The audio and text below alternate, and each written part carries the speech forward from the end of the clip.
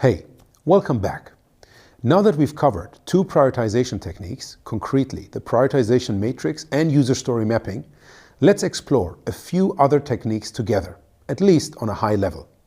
We will start out with Moscow. Moscow stands for must, should, could, and won't. It's an acronym.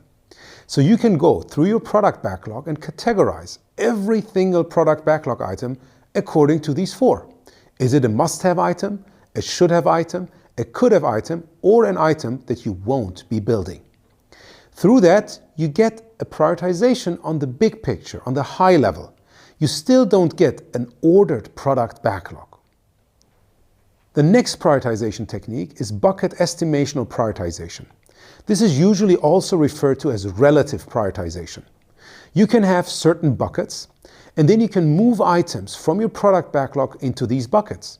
And every time you want to add or move a new product backlog item into these buckets, you always ask yourself, is it more important than this one, then it moves to the left, or is it less important than this one, then it moves to the right, into the other bucket?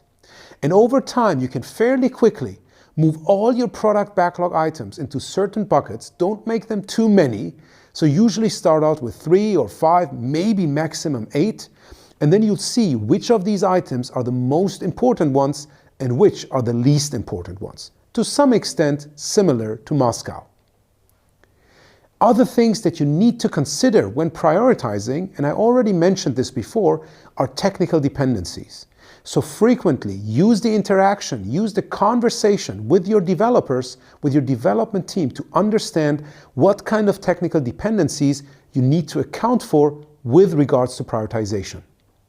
The same also applies to time.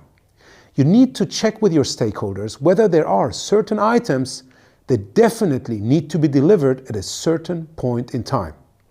Especially when you think about regulatory authorities, sometimes you have these deadlines that you have to meet. Finally, you can also use the Kano model for prioritization. I mentioned to you earlier that I personally don't like that much. Why? Because many people only focus then on the hygiene features, and suddenly every feature becomes a hygiene feature, and forget about performance and exciters. So if you apply the Kano model as one tool for your prioritization, as one tool to get a better understanding of the different categories of your features, make sure that when you prioritize, you have a good mix of hygiene, performance, and exciting features. If you have other prioritization techniques that you use, that you have experience with, feel free to share them in our Slack channel. I'm sure that I, but also other participants, are eager to learn from your experience. In our next video, we will quickly summarize what we have covered in this module about working on the product backlog. I'll see you there.